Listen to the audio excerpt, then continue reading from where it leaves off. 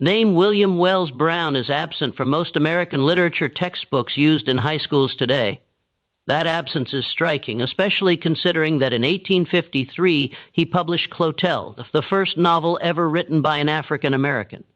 It was a literary milestone that should have placed him alongside figures like Hawthorne and Melville, but it didn't, and that omission was no accident. William Wells Brown was more than a novelist. He was a formerly enslaved man who escaped from Kentucky in 1834. What made him truly dangerous, however, was not just his freedom, but what he knew. Brown carried first-hand knowledge of the Southern elite, knowledge that challenged the carefully crafted myths of American history. Some of those truths pointed directly to Thomas Jefferson, the author of the Declaration of Independence. Through his writing and public lectures, Brown exposed the hypocrisy at the heart of a nation built on liberty while sustaining slavery. The response was swift and brutal. His books were banned in multiple states. His lectures were attacked by violent mobs. Over time, his name was erased from the historical narrative with a precision that suggests deliberate suppression rather than simple neglect. So what did William Wells Brown reveal that frightened the establishment so deeply? What truths were considered so dangerous that they had to be buried for more than a century? And why do most Americans still graduate from high school without ever hearing his name? Before we go further into the story of William Wells Brown, I want to ask you something. If you're drawn to the hidden chapters of American history, the stories left out of textbooks, the silenced voices, the buried truths, take a moment to subscribe and leave a comment telling me what city or state you're listening from, because this story doesn't belong to the past alone. It belongs to all of us. Now let's go back to where it all began. The story of William Wells Brown doesn't start with triumph or literary acclaim. It starts in the suffocating heat of a Kentucky plantation in 1814, where a boy learned that his very existence was a secret someone wanted desperately to keep. Lexington, Kentucky, in the year 1814, was a city of profound contradictions, a place where the highest ideals of civilization existed side by side with the most brutal forms of human exploitation.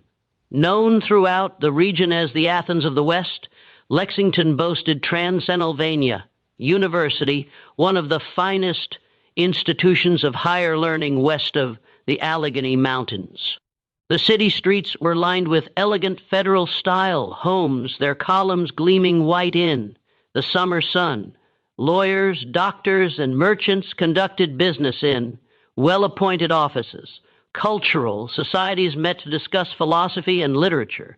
To the casual observer, Lexington appeared to be a beacon of enlightenment on the frontier. But beneath this veneer of civilization lay an economy built entirely on human bondage, the wealth that paid for those elegant homes, that funded the university, that allowed the merchants to prosper. All of it flowed from hemp and tobacco and from the labor of thousands of enslaved people who worked the surrounding plantations from dawn until well past dusk. The city was also a major hub for the domestic slave trade, with auction houses where human beings were bought and sold like livestock, their families torn apart, their futures determined by the highest bidder. It was into this world of contradictions that William was born sometime in the spring of 1814 on a plantation several miles outside of Lexington. His mother was a woman named Elizabeth, who had been enslaved since birth. She was intelligent and resourceful, with a quiet strength that would later be reflected in her son. She worked in the main house of the plantation, which belonged to a physician named Dr. John Young. William's father was white, a relative of Dr. Young, though the exact relationship was never openly acknowledged. This was not uncommon in the slaveholding South. Throughout the region, the children of such unions lived in a peculiar and painful limbo, enslaved by law, yet bearing the features and sometimes even the mannerisms of the men who owned them. William's skin was lighter than his mother's, his features sharper, his hair less tightly curled. These physical markers set him apart from the other enslaved children on the plantation, and that difference would shape every moment of his life. From his earliest memories, William was aware of the fundamental truth of his existence. He was property. He could be sold, traded, or given away at any moment at the whim of his owner. He had no legal rights, no claim to his own body, no future beyond what Dr. Young decided for him. The law did not recognize him as a person, but as a thing, Chat, no different in the eyes of the law than a horse or a plow. And yet William also understood something else, something he saw in the furtive glances between his mother and certain members of the Young family, something whispered in the slave quarters late at night when the white folks were asleep.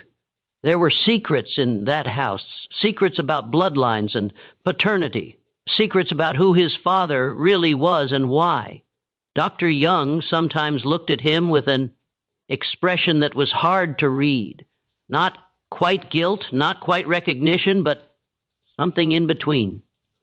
Elizabeth never spoke openly about William's father. It was too dangerous, but she made sure her son understood that he was different, that he had to be careful, that he had to watch and learn and never ever draw too much attention to himself. She taught him to read the moods of white people, to anticipate their needs, to make himself useful without making himself threatening. These were survival skills, and she drilled them into him from the time he could walk. As a young child, William was assigned light duties around the plantation. He fetched water from the well, ran errands between the main house and the outbuildings, and sometimes served at table when Dr. Young had guests. He was bright and observant with a quick mind that absorbed everything around him. He watched how the white people spoke to each other, how they conducted business, how they made decisions. He listened to their conversations about politics and philosophy, about the rights of man and the nature of liberty. And he noticed the profound hypocrisy at the heart of it all, these men who spoke so eloquently about freedom while holding other human beings in chains. Dr. Young was not the cruelest of masters. He did not beat his slaves without cause, and he provided adequate food and shelter, but he was still a master, and the system he upheld was one of absolute control. William saw enslaved people whipped for small infractions, for being late to work, for talking back, for trying to learn to read. He saw families separated when Dr. Young sold someone to pay off a debt. He saw the constant, grinding fear that permeated life in the quarters, the knowledge that at any moment everything could be taken away. In 1816, when William was about 2 years old, Dr. Young made a decision that would change the course of William's life. The doctor decided to move his household to Missouri, a territory on the edge of the AM. American frontier, Missouri was being rapidly settled by white Americans, many of them from Kentucky and other slave states, and they were bringing the institution of slavery with them. Dr. Young saw opportunity there, new land, new patients, new sources of income. The journey from Kentucky to Missouri was long and arduous. William was too young to remember much of it, but his mother would later tell him about the weeks spent traveling by wagon and flatboat, the camps along the way, the river crossings for the enslaved people, making the journey. It was a time of profound anxiety. They were being taken further from everything they knew, deeper into a wilderness where escape would be even more difficult, where the chances of ever seeing family members left behind would become vanishingly small. Dr. Young settled his family in St. Charles County, Missouri, not far from St. Louis. The area was still relatively wild with dense forests and few roads, the work of establishing. A new plantation was backbreaking. Trees had to be cleared. Fields had to be plowed. Buildings had to be constructed. William, though still a child, was put to work alongside the others. He learned what it meant to labor until his hands bled to fall asleep the moment his head touched the rough pallet in the slave quarters, to wake before dawn and do it all again. As William grew older, his duties changed. By the time he was 7 or 8, he was working in the fields during planting and harvest seasons and serving in the house at other times. He was strong for his age, and Dr. Young began to hire him out to neighbors who needed extra labor. This was common practice among slave owners. It allowed them to profit from their human property even when they didn't have enough work to keep everyone busy on their own LA. It was during these years that William began to truly understand the nature of slavery. He saw it not just as a system of labor, but as a system of total domination, one designed to break the spirit as well as the body.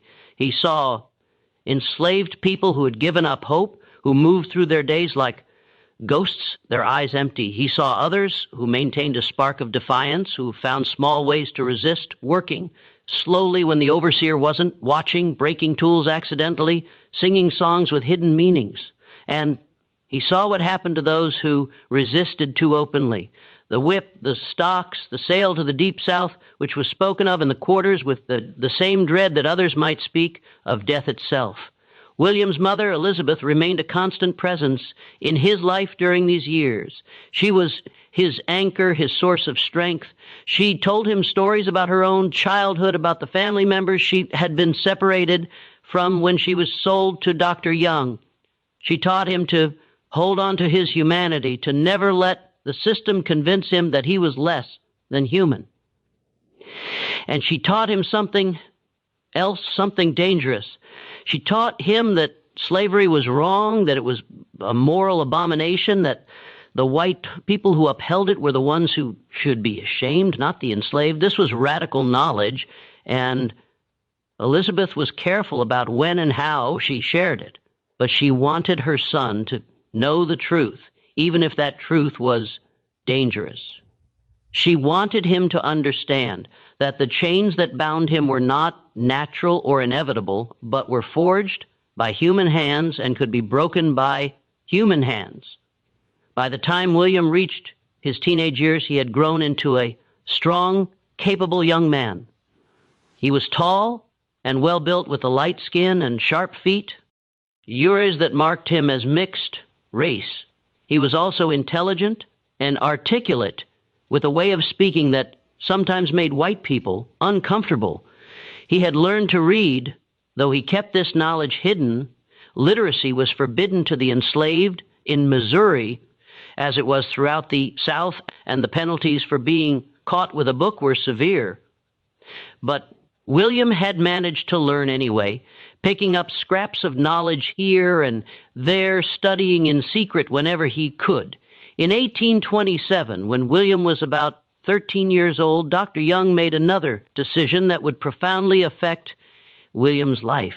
The doctor sold him to a man named Samuel Willie, a merchant and tavern keeper in St. Louis. The sale was conducted without warning, without any chance for William to say goodbye to his mother. One day he was on the plantation, and the next he was being taken to the city. His future once again determined by someone else's decision. The separation from his mother was devastating. Elizabeth had been the one constant in William's life, the person who had taught him, protected him, loved him. Now she was gone, and William had no idea if he would ever see her again. The pain of that separation would stay with him for the rest of his life, and it would later inform his writing about the destruction of enslaved families. St. Louis in 1827 was a city in the midst of transformation. It sat on the western bank of the Mississippi River at the confluence with the Missouri River, and it was rapidly becoming one of the most important commercial centers in the American West. Steamboats lined the docks, their smokestacks belching black smoke into the sky. The levee was crowded with workers, loading and unloading cargo, bales of cotton, barrels of flour, crates of manufactured goods from the east. The streets were filled with a diverse mix of people, French fur traders, American merchants, German immigrants, free black people, and enslaved people like William. For William, St. Louis was a revelation. On the plantation, his world had been small and circumscribed, But here, the city opened up new possibilities, new ways of seeing. He saw free black people for the first time, men and women who walked the streets without chains, who earned wages, who owned their own lives. Some of them were barbers or laundresses. Others worked on the docks or in shops. They lived in a precarious freedom, always at risk of being kidnapped and sold into slavery, but they were free nonetheless. William's new owner, Samuel Willie, was a hard man with a quick temper and a fondness for whiskey. He ran a tavern near the waterfront, a rough establishment that catered to riverboat men and laborers. William's job was to serve drinks, clean up, and run errands. The work was demanding, and Willie was quick to use his fist when he was displeased. William learned to move quickly, to anticipate Willie's moods, to make himself as invisible as possible. But working in the tavern also gave William access to information. He heard the riverboat men talk about their travels up and down the Mississippi, about the cities they had seen, about the free states to the north. He heard about the Underground Railroad, a network of people who helped fugitive slaves escape to freedom. He heard about abolitionists in the North who were fighting to end slavery, and he began for the first time to seriously contemplate escape. The idea was terrifying. The penalties for running away were severe. Whipping, branding sailed to the deep South. Slave catchers patrolled the roads and rivers, and they were paid handsomely for every fugitive they captured. The journey to freedom would be long and dangerous, through territory where a black man traveling alone would immediately be suspect. And even if William made it to a free state, he would still be a fugitive, subject to capture and return under the Fugitive Slave Act. But the alternative, spending the rest of his life in bondage, never knowing freedom, never having control over his own destiny, was unbearable. William began to plan carefully and methodically. He saved scraps of food.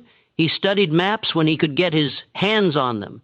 He listened to every conversation about the geography of the region, about the roads and rivers, about the locations of free states. In the winter of 1829, William's life took an even darker turn.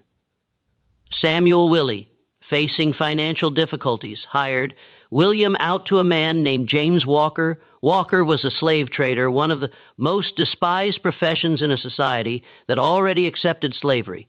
Even many slave owners looked down on slave traders, seeing them as vultures who profited from human misery. But Walker didn't care about respectability. He cared about profit. Walker's business model was simple and brutal.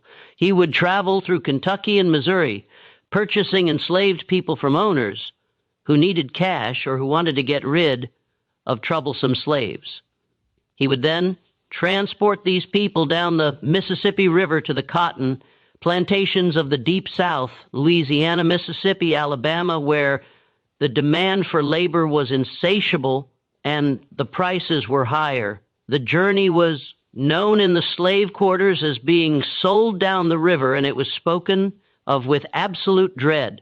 The cotton plantations of the Deep South were notorious for their brutality, their high mortality rates, their utter disregard for human life. William's job was to help Walker manage his human cargo. It was a position that filled him with shame and rage. He was complicit in the suffering of others, even though he himself was enslaved and had no choice in the matter. He saw things during those months that would haunt him for the rest of his life.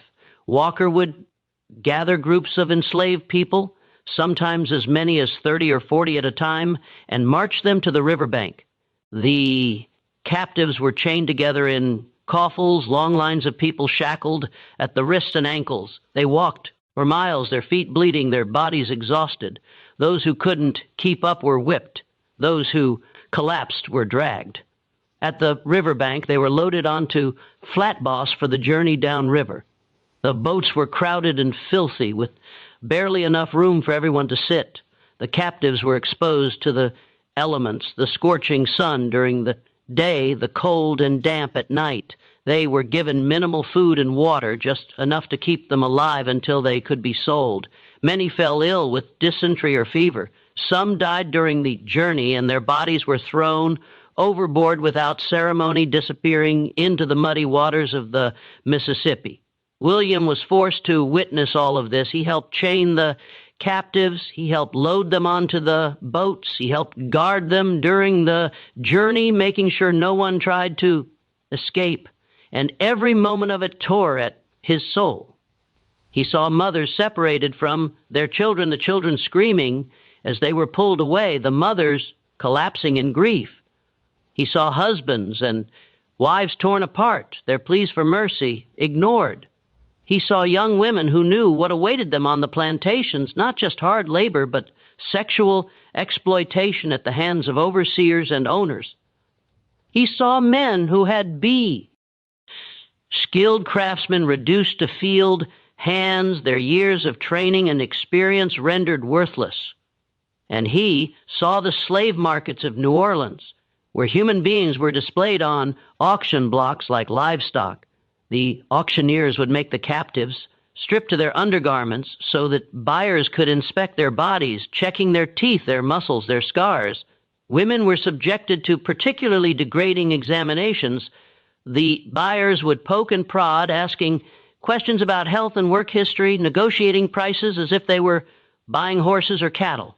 On one particular trip in the spring of 1830, Walker purchased a young woman named Eliza.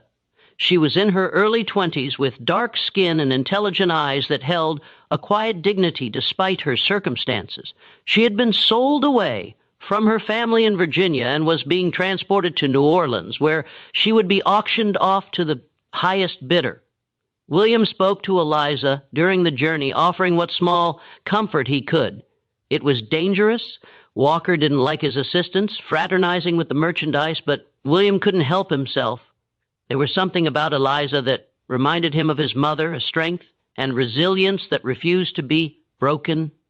Eliza told him about her life before she had grown up on a tobacco plantation in Virginia, where she had worked in the main house. The mistress's daughter, a girl about Eliza's age, had secretly taught her to read, sharing books and lessons when no one else was around. It was an act of kindness that could have gotten them both severely punished, but the girl had done it anyway, believing it was the right thing to do. Eliza had been happy as an enslaved person could be. She had friends in the quarters, a community that supported EA. Shuther, she had even fallen in love with a young man named Samuel, and they had talked about jumping the broom, the informal marriage ceremony that enslaved people used since they were not allowed to legally marry. But then the master had died, and his estate had to be settled. Eliza was sold to pay off debts. She was taken from Virginia in chains, never given a chance to say goodbye to Samuel or her friends or the mistress's daughter who had taught her to read. She had been sold to a trader in Kentucky and then sold again to Walker. And now she was being taken to New Orleans, further and further from everything she had ever known.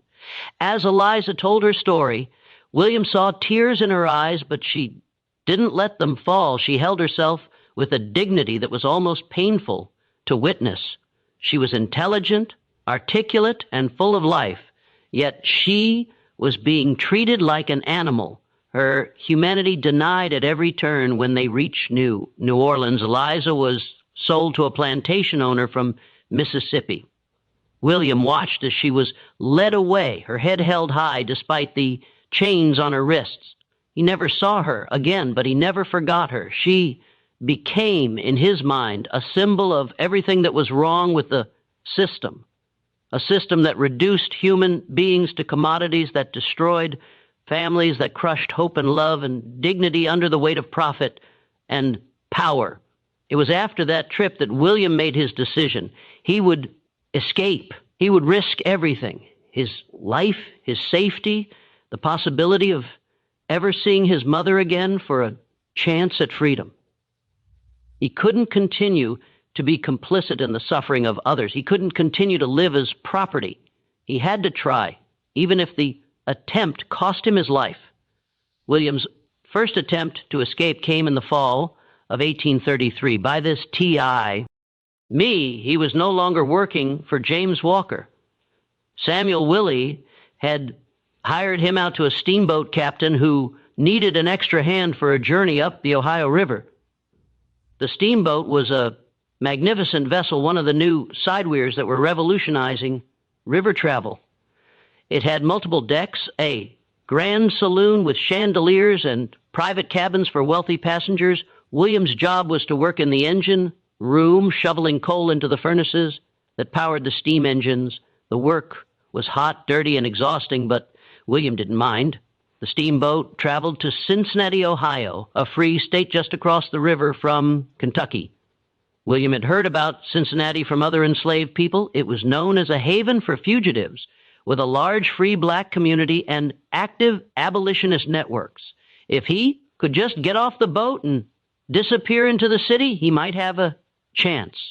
William planned his escape carefully. He waited until the steamboat was docked in Cincinnati, until the crew was busy unloading cargo and the passengers were disembarking. Then, in the confusion, he simply walked away. He left the boat, walked up the levee, and disappeared into the streets of the city. For a few hours, William felt something he had never felt before, freedom. He walked through the streets of Cincinnati, marveling at the sight of black people who were free, who walked with their heads held high, who were not afraid. He saw black-owned businesses, black churches, black families living their lives without the constant threat of violence and separation. But William's freedom was short-lived. He had no money, no contacts, no plan beyond getting off the boat. And he was conspicuous, a young black man with no papers, no explanation for his presence in the city. Within hours, he was spotted by slave catchers, professional bounty hunters who made their living capturing fugitive slaves and returning them to their owners for a reward. The slave catchers grabbed William on a street corner, ignoring his protests, ignoring the pleas of free black people who tried to intervene. They dragged him to a jail where fugitive slaves were held, and they sent word to Samuel Willie that his property had been recovered. Willie came to Cincinnati to retrieve William, and the journey back to St. Louis was a nightmare. Willie was furious, not just because William had tried to escape, but because the attempt had cost him time and money. He had to pay the slave catchers their reward, and he had to pay for his own travel expenses. He made it clear that William would pay for this transgression. When they returned to St. Louis, William whipped. The punishment was carried out in the yard behind the tavern where other enslaved people were forced to watch as a warning. William was stripped to the waist and tied to a post. The overseer used a leather whip, bringing it down again and again across William's back, each stroke leaving a bloody welt. William tried not to cry out, tried to maintain his dignity, but the pain was overwhelming. By the time it was over, his back was a mass of torn flesh, and he could barely stand. The physical pain was terrible, but the psychological impact was worse. William had tasted freedom, however briefly, and now it had been snatched away. He had been caught, punished, humiliated. The scars on his back would heal, but the memory of that whipping would stay with him forever. But the punishment didn't break William's spirit. If anything, it hardened his resolve. He had tried to escape and failed, but that didn't mean he would stop trying. It just meant he needed a better plan. Over the next year, William bided his time. He worked for Samuel Willie, doing whatever was asked of him, keeping his head down, giving no indication that he was planning anything. But inside, he was always thinking, always planning, always looking for an opportunity. He studied the geography of the region more carefully. He learned which roads led north which rivers could be crossed, which towns had active abolitionist networks. He listened to every conversation, absorbed every piece of information that might be useful. He saved scraps of food, hiding them away, for the journey he knew he would eventually make. He also thought about his mother, Elizabeth. He had not seen her since he was sold to Samuel Willie, and he had no idea where she was or if she was even still alive. The thought of never seeing her again was painful, but William knew that if he stayed enslaved, he would never have the power to find her, to help her, to give her the life she deserved. The only way he could ever hope to reunite with his mother was to first secure his own freedom. By late 1833, William was ready to try. Again, this time he would be smarter, more careful. He would not make the same mistakes. On the first day of January 1834, William made his move. It was a bitterly cold morning with frost covering the ground and a sharp wind blowing off the Mississippi River. The city was quiet, with most people still recovering from New Year's celebrations the night before. Samuel Willie had sent William on an errand to deliver a message to a merchant on the other side of town. It was the opportunity William had been waiting for. Instead of delivering the message, William simply kept walking. He walked north out of the city toward the free state of Illinois. He had no coat, no hoodie, no money. All he had was his determination and the knowledge that if he was caught this time, the punishment would be far worse than a whipping. The journey was brutal. The temperature was well below freezing, and William had only the thin clothes he was wearing. His feet, clad in worn shoes with holes in the soles, quickly became numb. He walked through fields and forests, avoiding roads where he might be spotted. He drank from frozen streams, breaking through the ice to get to the water beneath. He ate whatever he could find, berries, roots, nothing that provided much sustenance. For 3 days, William traveled through the frozen countryside. He slept in barns when he could find them, huddled in the hay for warmth. He slept in the open when he couldn't, shivering through the long nights, wondering if he would freeze to death before morning. Every sound made him jump: the crack of a branch, the howl of a wolf, the distant sound of dogs. He knew that slave catchers used bloodhounds to track fugitives, and the thought of being torn apart by dogs terrified him. But William kept moving. He had come too far to turn back now. He had risked too much. He would rather die in the attempt than return to slavery. On the 3rd day, half frozen and delirious with hunger and exhaustion, William reached the town of Quincy, Illinois. He was free. Legally, at least, Illinois was a free state and slavery was prohibited by law. But William knew that the law meant little when it came to fugitive slaves. Slave catchers operated in Illinois just as they did in Missouri, and they didn't care much about legal niceties. They would capture him if they could, drag him back across the river, and collect their reward. William needed help, but he didn't know where to turn. He was a stranger in NC, with no contacts, no resources. He wandered the streets trying to stay out of sight, trying to figure out his next move. It was then that he encountered a man who would change his life forever. The man's name was Wells Brown, and he was a Quaker who ran a small farm outside of Quincy. Wells Brown was in town that morning to purchase supplies, and he noticed William immediately, a young black man, shivering in the cold, with the unmistakable look of a fugitive slave. His clothes were torn and dirty, his face gaunt with hunger, his eyes darting nervously at every passerby. Wells Brown had seen that look before. He was an abolitionist, part of a network of people who believed that slavery was a moral abomination and who were willing to risk their own safety to help fugitive slaves reach freedom. The Quakers, with their belief in the equality of all people before God, were among the most active participants in what would later be called the Underground Railroad. Wells Brown approached William carefully, not wanting to startle him. He spoke in a low, calm voice, asking if William needed help. William was wary at first.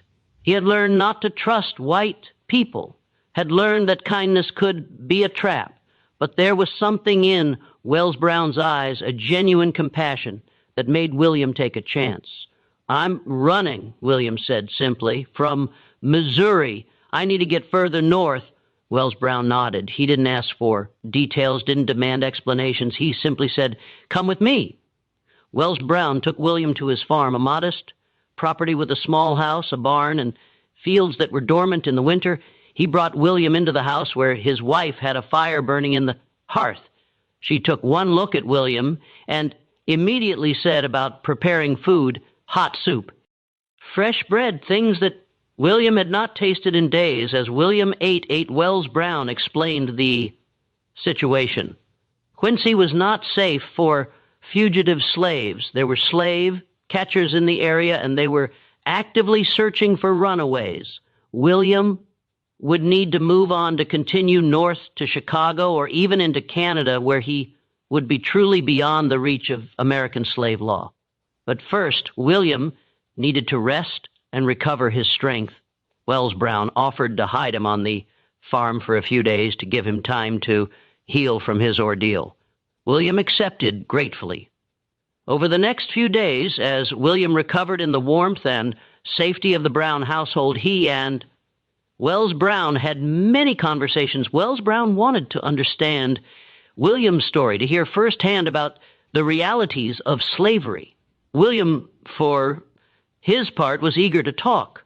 For years, he had kept his thoughts and feelings bottled up inside, afraid to express them for fear of punishment. Now, for the first time, he could speak freely. William told Wells Brown about his childhood on the plantation in Kentucky, about the move to Missouri, about his mother and the pain of being separated from her. He told him about working for James Walker, about the horrors of the slave trade, about Eliza and the countless others whose lives had been destroyed by the system. He told him about his first failed escape attempt, about the whipping, about the scars on his back that would never fully heal. Wells Brown listened to all of this with a mixture of sadness and anger. He had always opposed slavery on moral grounds, but hearing William's story brought the reality of it into sharp focus. This was not an abstract political issue. This was about real people, real suffering, real injustice. Wells Brown also shared his own story. He explained that he was part of a network of abolitionists who were working to end slavery through both legal and extra-legal means. Some focused on political action, lobbying for laws that would restrict or abolish slavery. Others focused on direct action, helping fugitive slaves escape to freedom. Wells Brown was part of the latter group. He explained how the network operated. There were safe houses along routes leading north, places where fugitive slaves could hide and rest. There were conductors who would guide them from one safe house to the next. There were sympathetic ship captains who would smuggle fugitives across the Great Lakes into Canada. It was dangerous work. Those caught helping fugitive slaves could be fined, imprisoned, or even killed by angry mobs. But Wells Brown and others like him believed it was their moral duty. After several days, when William had regained his strength, Wells Brown helped him prepare for the next leg of his journey. He gave William warm clothes, food for the road, and money, a precious commodity that William had never possessed before. He also gave William a letter of introduction to other abolitionists, further north, people who could provide additional help.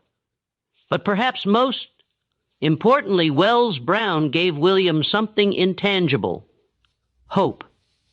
He showed William that there were white people who believed in justice, who were willing to risk their own safety to help others, who saw enslaved people not as property but as human beings deserving of freedom and dignity. When it was time for William to leave, Wells Brown walked with him to the edge of the farm.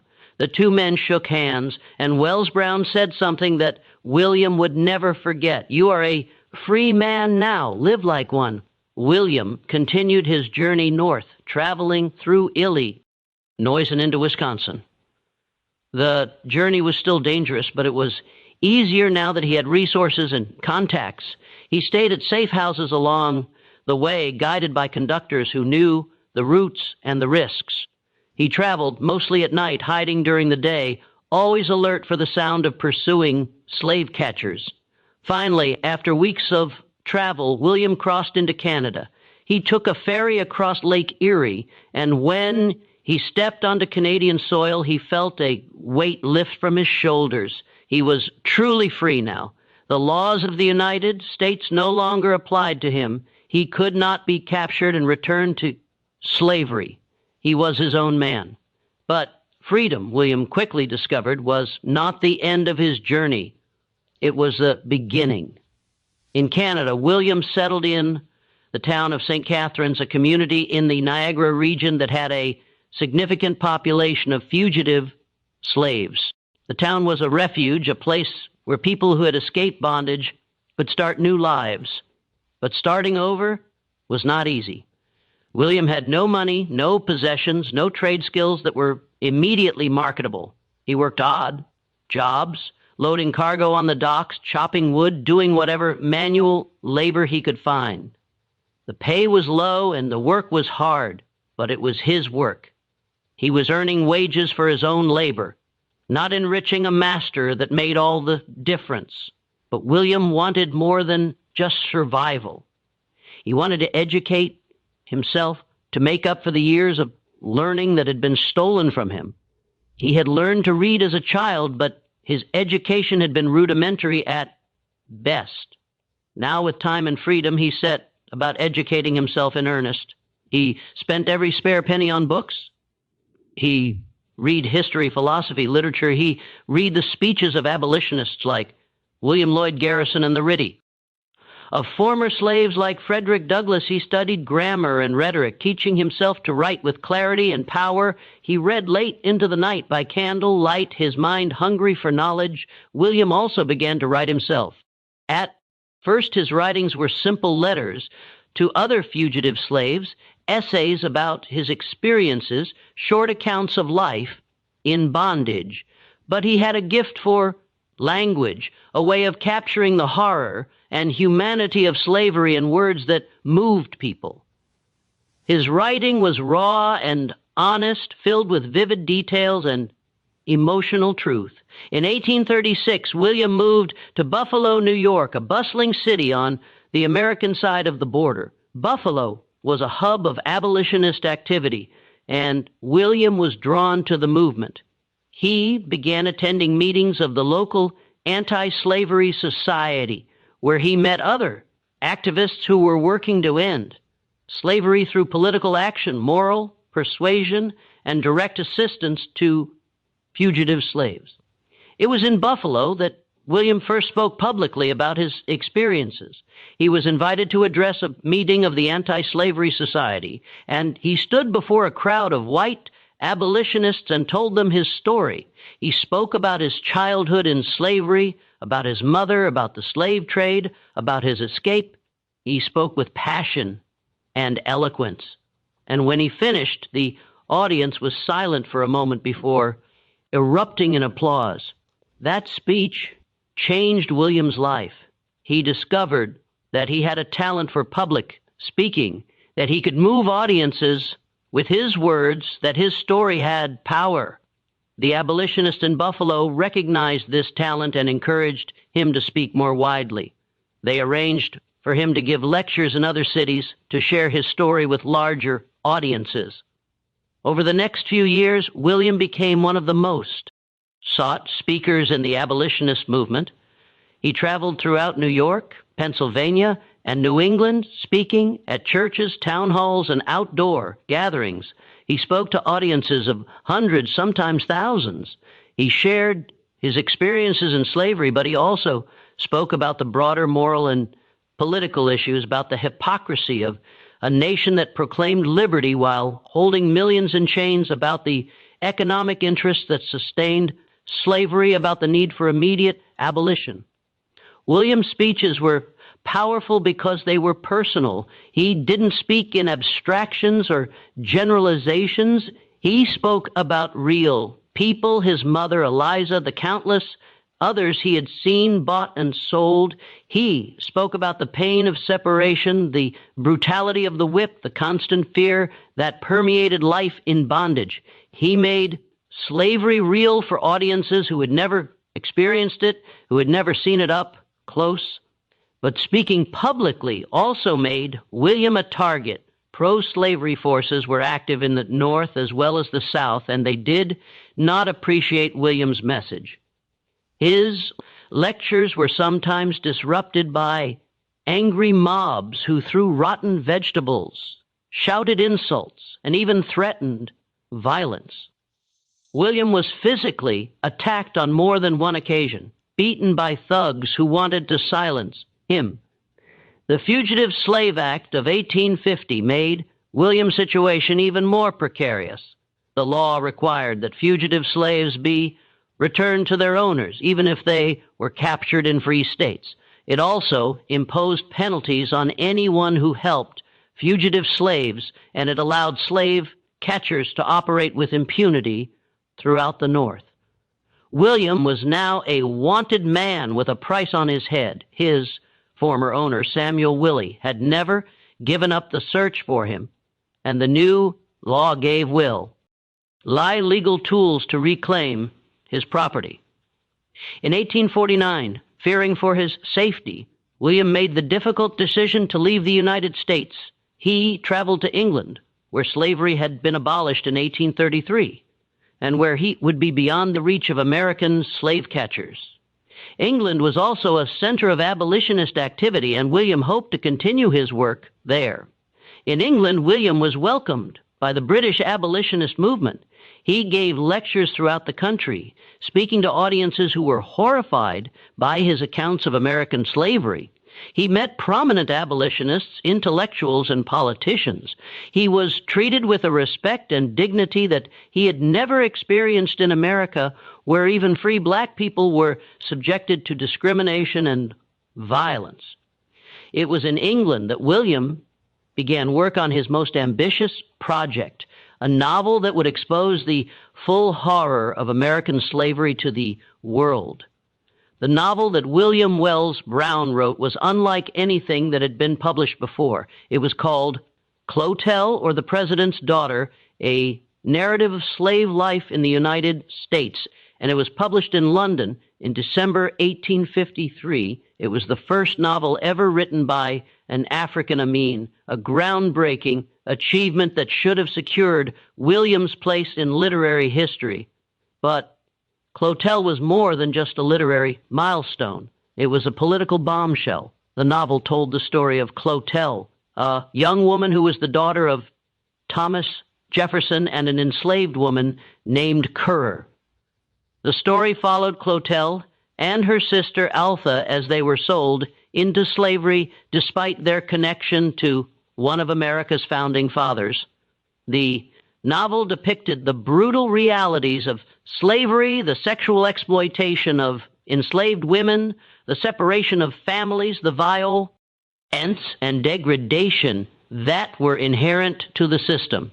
It also exposed the profound hypocrisy at the heart of American democracy. Jefferson, the author of the Declaration of Independence, the man who had written that all men are created equal, had fathered children with an enslaved woman and then allowed those children to be sold into bondage.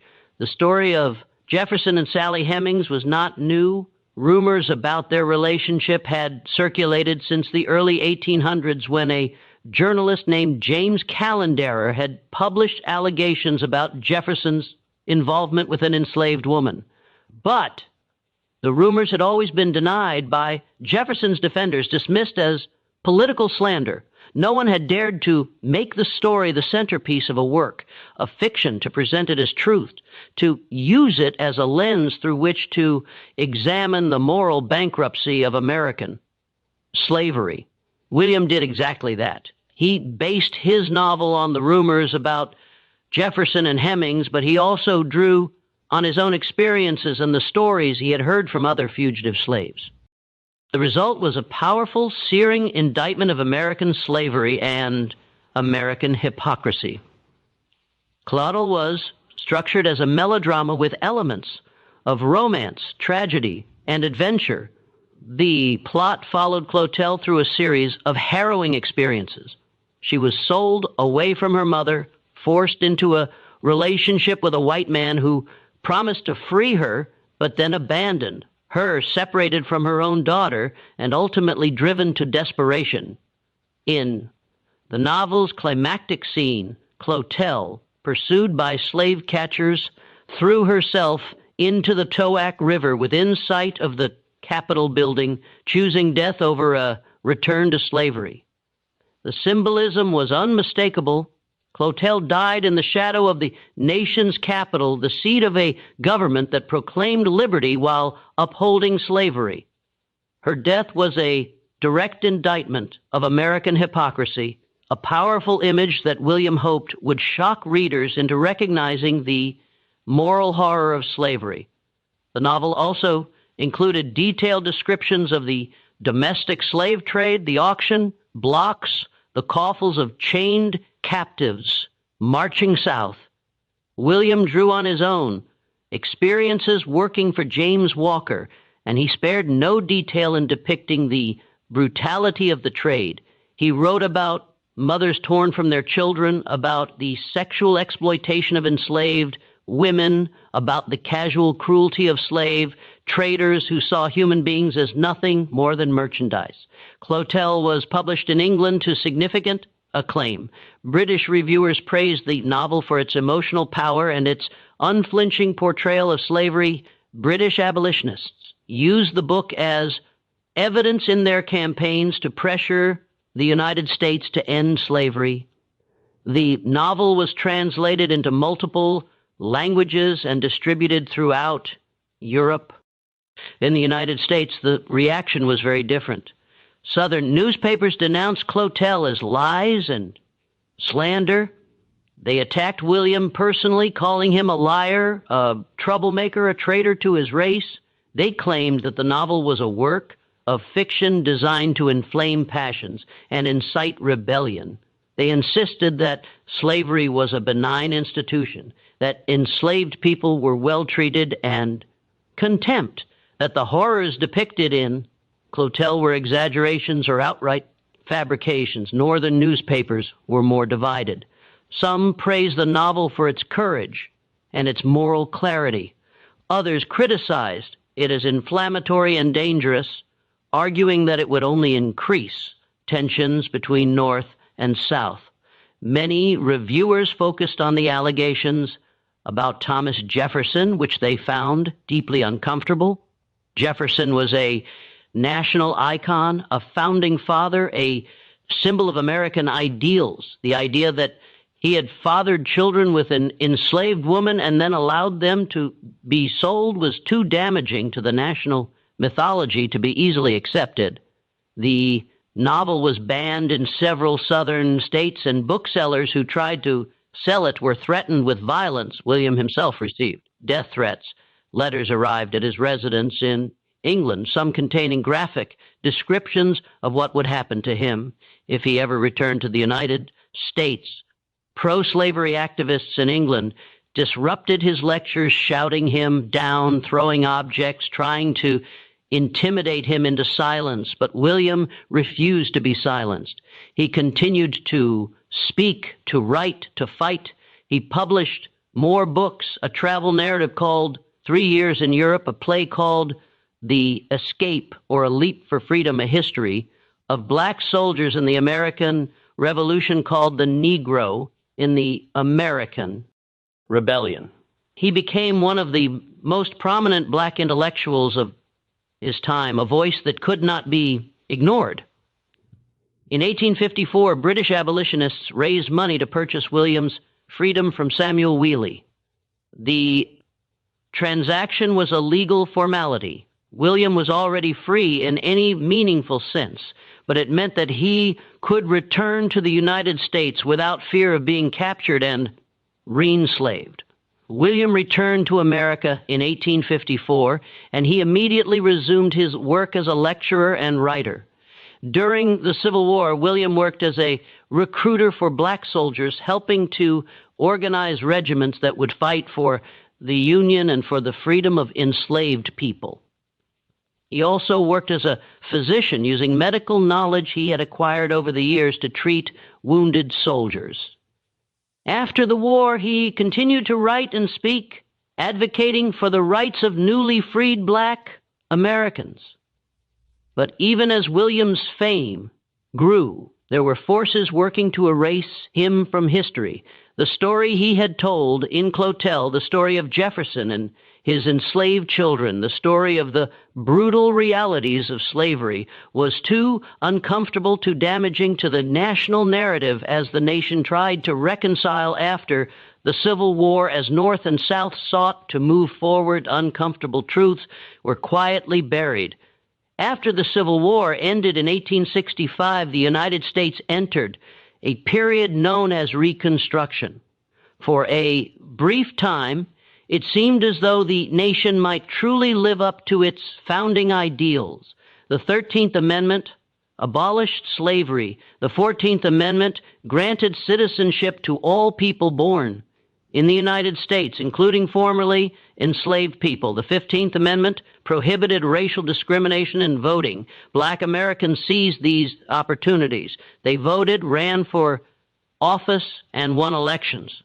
Black men served in Congress, in state legislatures as judges and sheriffs. Black communities built schools, churches, and businesses. For a moment, it seemed as though the promise of freedom might actually be fulfilled. But the backlash was swift and brutal. White supremacists in the South organized violent campaigns to restore white dominance. The Ku Klux Klan terrorized black communities, burning homes, lynching black men, driving black voters away from the polls. Northern support for Reconstruction waned as white Americans grew tired of the Negro question and wanted to move on. By 1877, Reconstruction was effectively over, and the South was left to implement a new system of racial control, Jim Crow. Under Jim Crow, black Americans were systematically disenfranchised, segregated, and subjected to violence and discrimination. The gains of Reconstruction were rolled back, and part of this process involved controlling the narrative about slavery and the Civil War. History was rewritten to downplay the horrors of slavery and to romanticize the Old South. Textbooks taught that slavery had been a benign institution, that enslaved people had been happy and well cared for, that the Civil War had been about states' rights rather than slavery. The contributions of black Americans as soldiers, as activists, as writers, and intellectuals were systematically erased from the historical record. William Wells Brown was one of the victims of this erasure. His books went out of print. His name disappeared from literary anthologies and history textbooks. The novel that should have secured his place in American literature. Clotel, the first novel by an African American, was forgotten. Generations of American students learned about Harriet Beecherto's Uncle Tom's Cabin, but not about Will. Liam Wells, Brown's Clotel. They learned about Frederick Douglass, but not about the man who had written the first African-American novel, who had worked as a conductor on the Underground Railroad, who had lectured across 2 continents, who had fought for freedom his entire life. Why was William Wells Brown erased? The answer is complex, but it comes down to power and narrative control. William Wells Brown was dangerous because he told the truth. He exposed the brutal realities of slavery in vivid, unflinching detail. He implicated Thomas Jefferson, one of the nation's founding fathers, in the system of slavery. He proved through his own life and achievements that the racist ideologies used to justify slavery were lies. He was intelligent, articulate, accomplished, living proof that black people were not inherently inferior. that the difference between the enslaved and the free was not one of ability but of opportunity, and that truth was threatening for the system of slavery to function, it required a lie that black people were suited for bondage, that they were incapable of self-governance, that they were fundamentally different from white people. William Wells Brown shattered that lie, and even after slavery ended, that lie remained useful to those who wanted to maintain white supremacy through other means. So William Wells Brown was erased. His books were allowed to go out of print. His name was left out of textbooks. His achievements were forgotten. It was a deliberate act of historical amnesia designed to maintain a particular narrative about American history, a narrative that minimized the horrors of slavery, that celebrated the founding fathers without acknowledging their complicity in human bondage, that erased the contributions of black Americans. I.M. Wells Brown died in 1884 at the age of 70. He had lived an extraordinary life, from enslaved child to fugitive to internationally renowned author and activist. He had written multiple books, given hundreds of lectures, helped dozens of people escape slavery. He had fought for freedom and justice his entire life. But by the time he died, he was already being forgotten. It wasn't until the late 20th century that scholars began to rediscover William Wells Brown. Historians and literary critics digging through archives and old newspapers found his books, his letters, his speeches.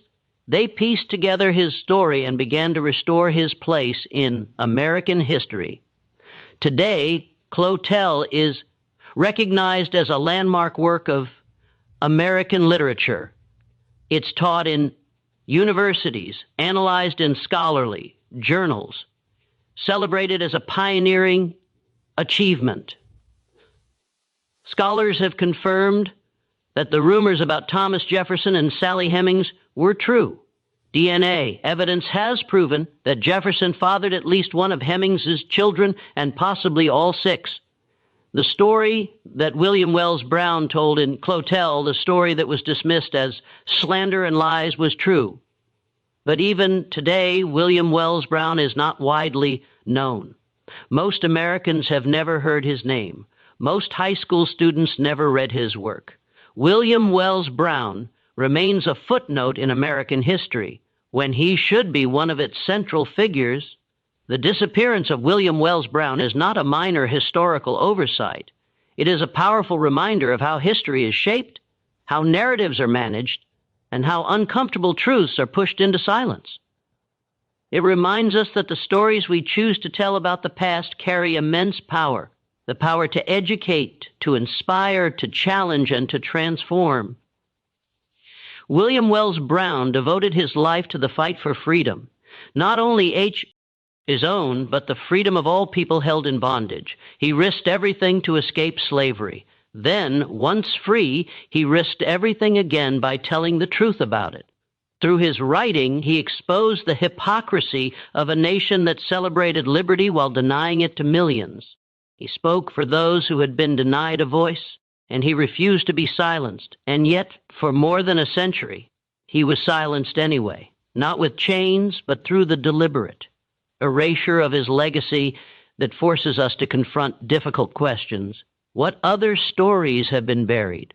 What other voices have been erased? What other truths remain hidden from us?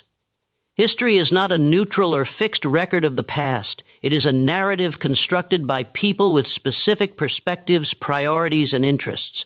Those who control that narrative shape how we understand yesterday, how we interpret today, and how we imagine tomorrow. William Wells Brown's life stands as a testament to human resilience, an enduring story of courage, determination, and hope.